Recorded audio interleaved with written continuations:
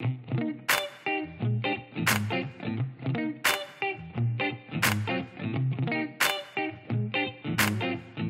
sommes engagés publics.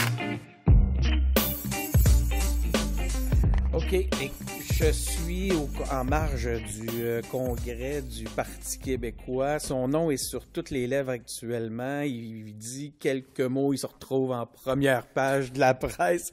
Ça ne prend pas grand-chose. Tout le monde veut savoir qu'est-ce que Paul Saint-Pierre Plamondon va faire dans un contexte où le Parti québécois se cherche un nouveau chef. Bonjour, Paul. Ça va bien? Oui, ça va bien. Donc, Paul, merci d'accepter de parler à notre micro. C'est très apprécié. Tu sauras puis tu comprendras que là, ce que tout le monde veut savoir, c'est pourquoi Paul Saint-Pierre Plamondon serait intéressé à revenir en politique actuellement. Surtout dans son contexte familial, tiens. J'ajoute ça à ma question. Oui, ma femme accouche début mars de notre deuxième. Ça va être un petit garçon. La petite fille a 18 mois, puis on est très heureux là-dedans. Je dirais aussi que j'ai un bon emploi, que j'aime bien. Je me suis enraciné dans l'Outaouais. Donc, je viens d'abord et avant tout, pour répondre à ta question, là, je viens parce que c'est un moment important du Parti québécois. Il n'y a pas plus tard que 2-3 mois, je n'étais pas du tout dans une réflexion politique, absolument pas. Et c'est un parti, le Parti québécois, qui porte une mission extrêmement importante pour le Québec, une mission qui est fondamentale à mes yeux, et un parti où les militants décident beaucoup plus que n'importe où ailleurs. Et c'est pour ça que, pour moi, le Parti québécois est important pour le Québec. C'est sa mission, mais c'est aussi sa manière de fonctionner qui est toujours, finalement, le reflet de ce qui améliorerait le Québec parce que ça vient des gens. Et dans un parti de gens, un parti de militants, moi, je suis venu écouter ce qu'il y avait à me dire. Là. Je ne sais pas si tu as remarqué mon comportement de la fin de semaine. C'est assez effacé. Je suis effacé, j'écoute, je suis là. Tu es en mode écoute. Je suis là. Les gens viennent à moi, mais je ne vends pas de salade. D'ailleurs, les journalistes, dans le scrum du matin, me demandaient de vendre ma salade. Pourquoi tu es le meilleur? J'ai rien répondu. J'ai dit, je suis là parce qu'il faut être là, puis je suis là parce que je sais que les gens vont me parler. Puis peu importe ce qu'ils vont me dire, je suis correct avec ça. Je me sens aucune pression dans aucun sens. Ce qui m'intéresse, c'est que le Parti québécois se donne une chance de rayonner et d'avoir un cycle gagnant à nouveau. Et je trouve que le travail qui se fait en fin de semaine, même si médiatiquement parlant, c'est pas célébré. Là. Quand on parle de changer des statuts ou d'améliorer, jamais les médias vont faire un grand plat avec ça. Mais nous, à l'interne, on sait que si on ressort unis et qu'on a réussi des choses qui vont rendre le Parti québécois plus performant, plus agile, plus moderne, plus attrayant, tout ça va finir par compter. Donc, c'est sûr que je suis là d'abord et avant tout comme péquiste et ensuite pour écouter. Est-ce que, justement, c'est un peu ce qui pourrait, justement, venir contribuer à ta réflexion, les résultats de ce qu'on va vivre pendant ce week-end? Bien sûr. Ce que les gens me disent, puis la capacité de l'organisation à jouer en équipe, à ne pas être divisé à un moment qui est important. J'ai peu de doutes sur l'idée d'indépendance. C'est drôle. Qu'est-ce que tu veux dire? La ligne fédéraliste depuis des années, qui a fonctionné dans une certaine mesure, c'est que ce sont des vieilles chicanes. Moi, je suis convaincu que je vais vivre un référendum. Je vais vivre le 3e référendum de mon vivant. Je suis certain. Plusieurs intellectuels, à droite comme à gauche, pensent également qu'il y aura un 3e référendum qu'on va vivre. Et dans cette perspective-là, quand on se détache un peu, on se dit, mais en fait, ce qu'on veut ce jour-là, et ça peut être dans plusieurs années, comme ça peut être à très court terme, j'en ai aucune idée, mais cette journée-là, j'aimerais qu'on mette de l'avant ce qu'on a de meilleur, et ça implique de la préparation, ça implique des objectifs concrets, ça implique une organisation comme le Parti québécois qui est unie et très fonctionnelle, très efficace dans ce qu'elle fait. Donc moi, je ne trouve pas ça anodin ce qui se passe en fin de semaine, même si médiatiquement, c'est pas payant, là. Avoir réussi à changer un statut, je pense pas qu'on va faire la une sur le statut. C'est pas ça qui est le plus sexy. Non. Qu'est-ce que le Parti québécois devra avoir accompli demain en fin de journée pour que tu rouvres le regard, que tu rouvres les yeux encore plus grands sur les opportunités qui se présentent à toi par rapport à ça? Mais comme je te disais, je surveille la réussite des changements qui sont proposés, une déclaration commune qui soit claire, qui recentre un peu notre action. Je surveille ce que les gens viennent me dire, parce que quand il y a des gens qui te regardent dans les yeux, puis pour eux, il n'y a pas de doute que ça continue, puis ils sont là, puis ils veulent être là, c'est très différent, ça donne le goût, c'est entraînant. Puis je surveille aussi la capacité de collaboration intergénérationnelle de ce parti-là. C'est intéressant, ça. Il y a beaucoup de haine en général dans les médias sociaux et ça va de mal en pis. Je trouve que le ton sur toutes les questions d'identité, de politique, puis pourtant, c'est des discussions tellement fondamentales et normales. Là, on devrait pouvoir jaser de seuil d'immigration ou de langue française sans que ça devienne aussi toxique. Et je souhaite sincèrement que le Parti québécois soit au-dessus de ça, soit plus fort que ça, parce qu'ultimement, le destin du Parti québécois, c'est de rassembler. Rassembler autour d'un projet de société fondamental. Si on n'est pas capable de se rassembler nous-mêmes à l'interne, les chances qu'on réussisse à l'externe sont très, très faibles. Il y a des clivages intergénérationnels dans toutes les sociétés occidentales, mais il y a d'autres clivages, c'est ville versus région. Il y a toutes sortes d'identités aussi qui se forment de manière plus aiguë qu'avant.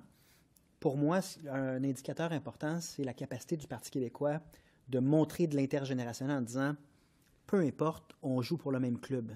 Quand tu es capable de faire ça à l'interne, tu vas être capable de le diffuser à l'externe par après. Et ça, pour moi, ça a beaucoup de valeur. Donc, j'observe ça beaucoup.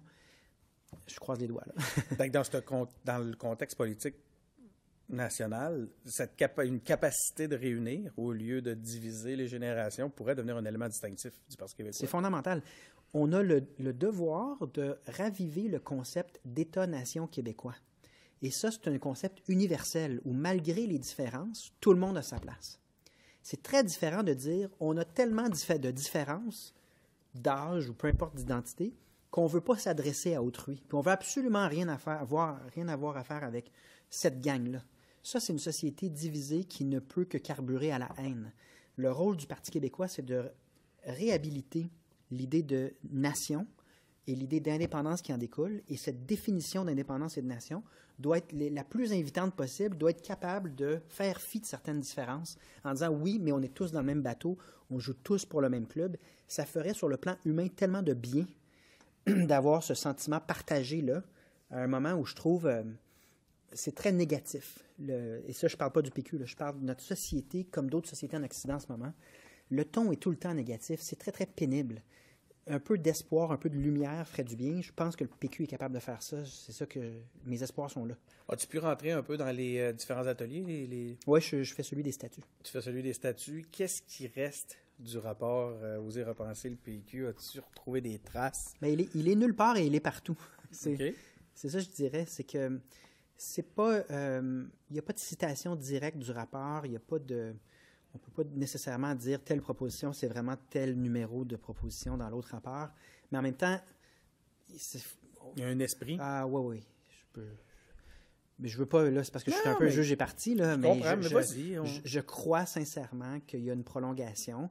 Il y avait une volonté dans le rapport Oser repenser le PQ de moderniser, d'actualiser, de rendre plus agile, de rajeunir, de rendre le plus invitant possible le véhicule. Et la discussion aujourd'hui porte exactement sur ces mêmes thèmes-là. Donc... tu te reconnais? Oui, je me reconnais. Je me reconnais aussi dans la qualité des débats qu'il y avait. Ça me semblait paisible et précis sur les enjeux et les conséquences que chacune des décisions qu'on prend va avoir. Moi, sur cette partie-là, ça augure très, très bien. Donc, pour l'instant, tu es venu participer. Tu écoutes les gens qui viennent te voir. J'aime les péquistes. T'aimes les péquistes? Je les aime, je trouve que l'histoire du Québec a été très injuste et j'ai énormément d'admiration pour des gens qui ont passé tant d'années consécutives dans de la vraie adversité puis de la vraie injustice parce que le mensonge et la peur ont joué tellement... Ils continuent à jouer un rôle important.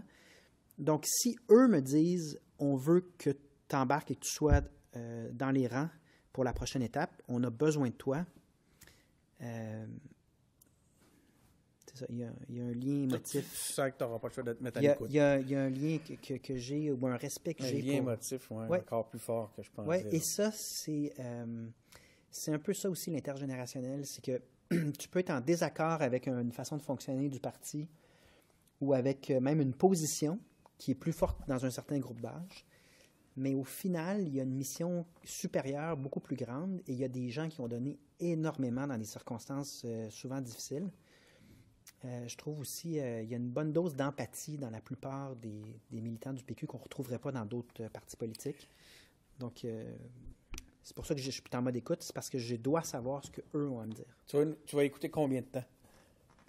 Est-ce que tu t'es donné, tu comprends, c'est une blague que je te fais, mais tu te donnes quel genre d'horizon pour pousser ta réflexion? Je me rendais en fin de semaine. Tu te rendais en fin de semaine? Oui, c'est ça. Donc, je ne suis pas tout seul aussi à prendre la décision. Effectivement, à cause du contexte qu'on a parlé dès le départ. Exact. Je te remercie beaucoup, Paul, de nous avoir accordé quelques minutes, puis c'est très intéressant. Merci.